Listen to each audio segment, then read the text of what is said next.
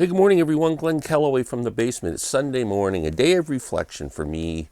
I am celebrating the birth date of my favorite female vocalist and one of my favorite artists of all time, a woman I love dearly, Janis Joplin. Janis would have been 82 years old today. She passed away October 4th, 1970. I just wanted to talk a little bit about Janis and show my collection of her music. Born in Port Arthur, Texas in 1943. She was a misfit, teased at school. She had a serious acne problem when she was a teenager, was called ugly, and voted most ugly man in school. They just treated her cruelly. It affected her the rest of her life, but she was heavy into music. A friend of hers got her into Bessie Smith and some old blues artists, and she started to sing. And 1963, she made her first trip to San Francisco with Chet Helms, who would eventually become quite famous in San Francisco, managing bands and concert halls and stuff.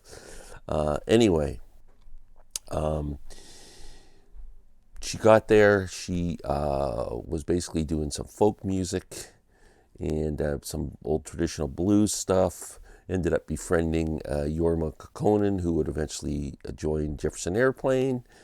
They did some recordings together, which were released a couple years ago, and I still don't have that album.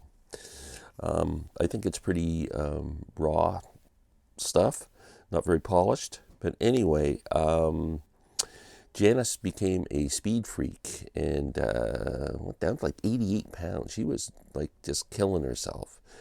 Friends convinced her to go home. She went home, cleaned up her act, but it didn't last long. She was back in San Francisco in 1966, and there met Big Brother and the Holding Company and became their lead vocalist.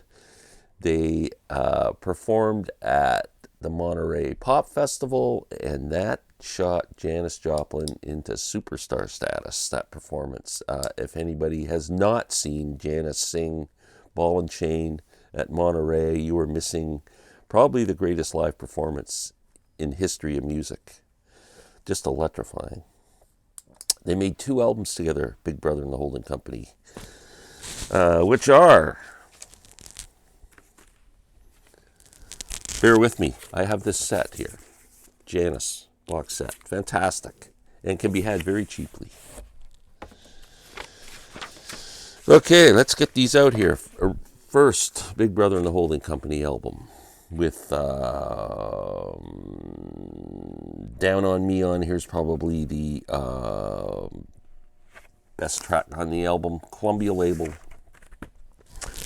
Then one of the great albums of the 60s, Cheap Thrills, Big Brother and the Holding Company. Now, the thing about Cheap Thrills is they originally wanted to call it Sex, Dope, and Cheap Thrills, and the record company would not go for that. A few years ago, this was released. I'd love to get the vinyl on this, but I didn't. I bought the CD. They released this. So it's called Sex, Dope, and Cheap Thrills, Big Brother and the Holding Company.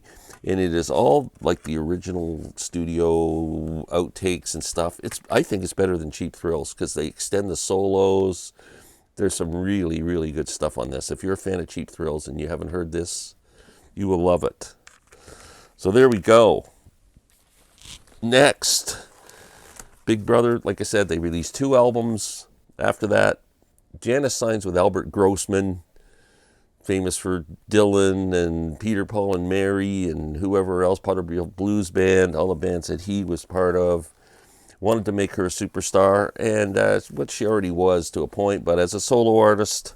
And she formed a band called the Full Tilt Boogie Band, which, and then released this album.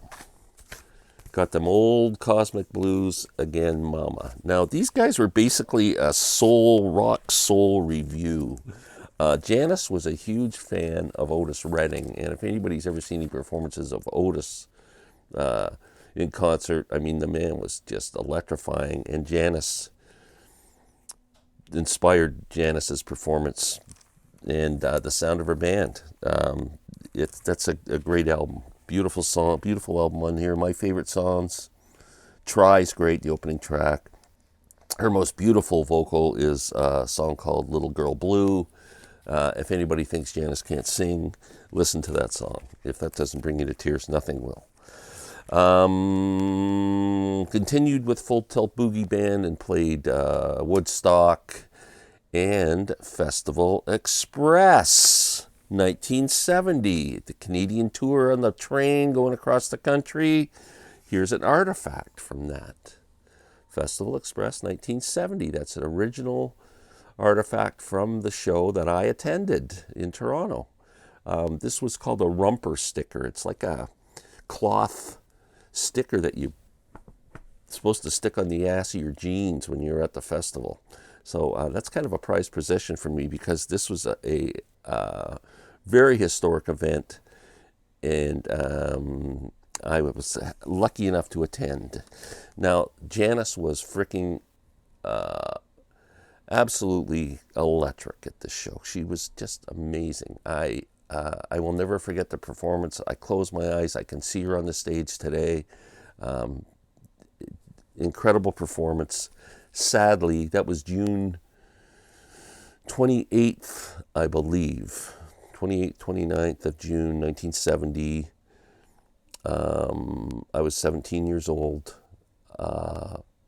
In October of that year, woke up to hear the news that she had died from a heroin overdose on October 4th. I still remember I was getting ready for school, high school, hearing the news, and then going to school and say Janis Joplin died. And they're going, no way, because Jimi Hendrix had just died September 18th. Everybody was still talking about that. And Jimmy and Janis were the king and queen at that time. And I still remember going to school going, Janis, I just heard Janis Joplin died. Now, get lost. There's no frickin' way. Yeah. It's unbelievable. At the time of her death, she was working on her next album, Pearl, which unfortunately was almost finished.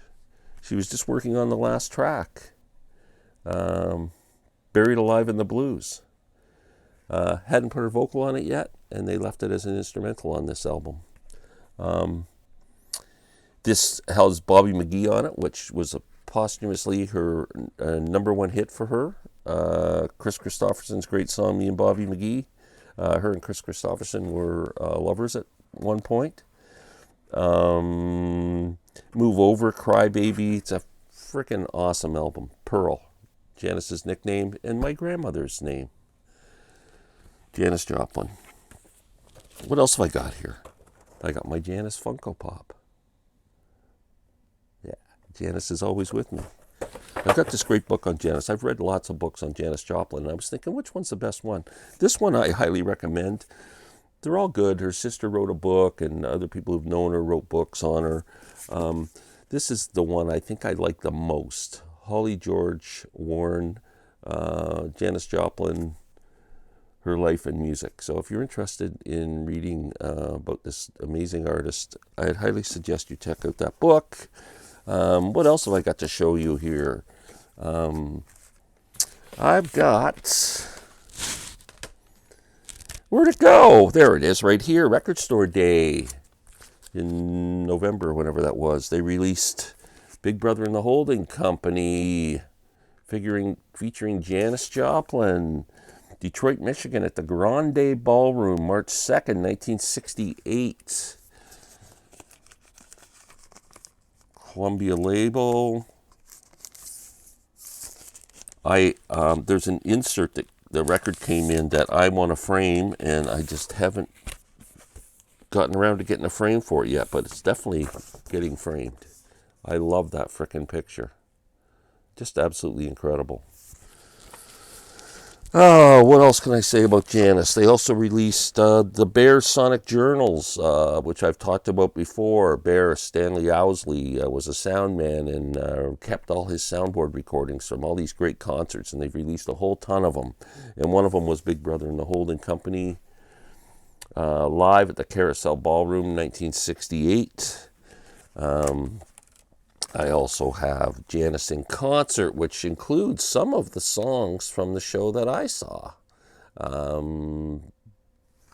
And I have a legacy edition of Pearl, which also has live from the Festival Express Tour Canada, all the songs on disc 2, which is awesome. So that's about it for me and Janis. Still love you, Janis, and rest in peace. And we will be back later.